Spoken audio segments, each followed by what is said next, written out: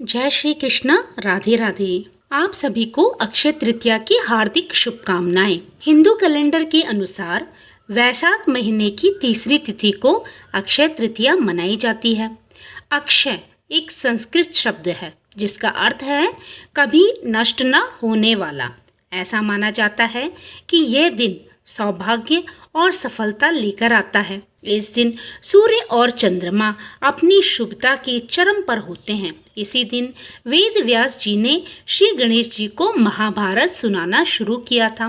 अक्षय तृतीया से जुड़ी कहानी हम आपको सुनाते हैं। आप इसका श्रवण बड़े ही भक्तिभाव पूर्वक कीजिए। भगवान श्री कृष्ण धर्मराज युधिष्ठिर से कहते हैं कि हे पार्थ, प्राचीन काल में महोदय नाम का एक वैश्य था।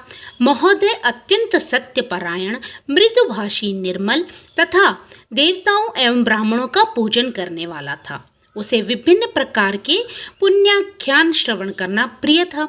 उसे यदि दैनिक कार्यों से तनिक भी समय मिलता तो वह सत्संग आदि श्रवण करने पहुंच जाता था। अन्य कार्यों से विचलित होते हुए भी उसका मन सदैव शास्त्र चिंतन में लीन रहता था। एक दिन उसने कुछ ऋषियों को रोहिणी नक्षत्र से युक्त अक्षय तृतीया के महत्व के वर्णन करते हुए सुना। वह ऋषि कह रहे थे कि अक्षय तृतीया बुधवार से संयुक्त होने पर महान अगणित फल प्रदान करने वाली होती है। अक्षय तृतीया के दिन ही नर नारायण, हयग्रीव एवं परशुराम अवतार प्रकट हुए थे। इस दुर्लभ संयोग के अवसर पर किए जाने वाले दान, हवन, पूजन आदि कर्मों का अक्षय फल प्राप्त होता है। इस दिन देवताओं एवं पितरों के निमित्त जो भी दान, हवन, पूजन, तर्पण किया जाता है उसका पुण्य कभी भी क्षय नहीं होता।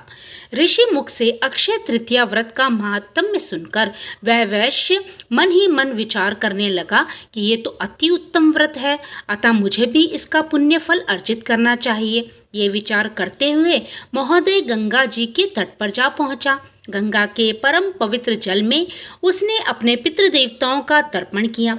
तर्पण करने के पश्चात घर आकर उसने जल से युक्त 2 घड़े खांड अथवा बताशे, लवण, जौ, गेहूं, दही व चावल, ईख तथा विभिन्न प्रकार के दुग्ध पदार्थ सामर्थ्य के अनुसार पूर्ण भक्तिभाव से ब्राह्मणों को दान किए।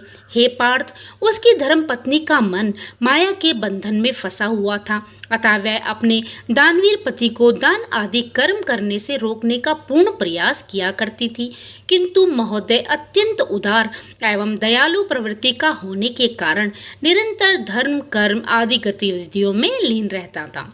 आनंद पूर्वक जीवन व्यतीत करता हुआ वह वैश्य अंत में प्रभु का चिंतन करते हुए सद्गति को प्राप्त हुआ।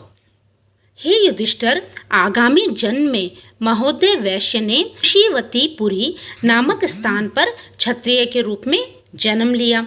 उसे इस जन्म में अक्षय सुख संपदा की प्राप्ति हुई। अपनी संपत्ति का सदुपयोग करते हुए उसने महान यज्ञ, हवन आदि संपन्न किए तथा श्रेष्ठ दक्षिणा प्रदान की। नाना प्रकार के गौदान, स्वर्णदान, अन्नदान तथा विभिन्न पदार्थों का दान किया।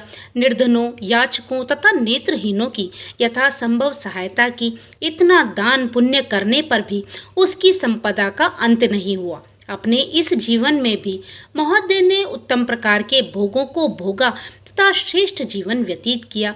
यह महोदय द्वारा पूर्व जन्म में किए गए अक्षय तृतीया के व्रत का प्रभाव था। उसने अपने पूर्व जन्म में धन ऐश्वर्य के मोह को त्याग कर निस्वार्थ भाव से दान, पुण्य, हवन आदि सत्कर्म किए, जिनके फलस्वरूप उसे अपने इस जन्म में अक्षय संपदा की प्राप्ति हुई। तो हे पार्थ, इस प्रकार अक्षय तृतीया की कथा एवं महात्म्य का वर्णन यहाँ पर संपूर्ण हुआ। अतः इस व्रत का अब तुम विधान सुनो। तृतीया के दिन स्नान, भगवान श्री वासुदेव का पूजन तथा देव तर्पण आदि कर्म करने चाहिए।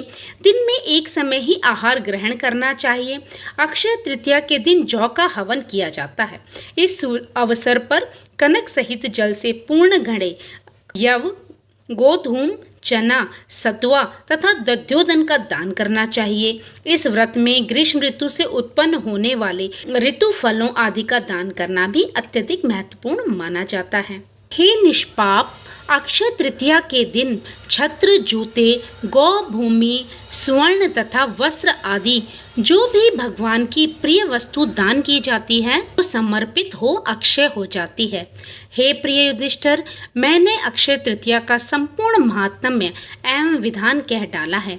तुम्हारे मेरे मध्य कुछ गोपनीय नहीं है।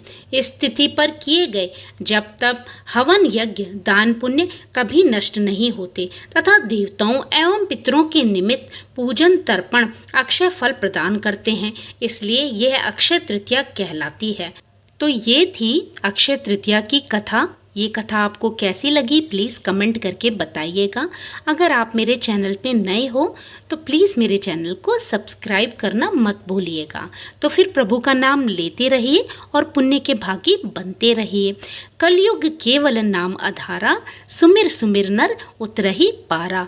जय श्री कृष्ण, राधे राधे।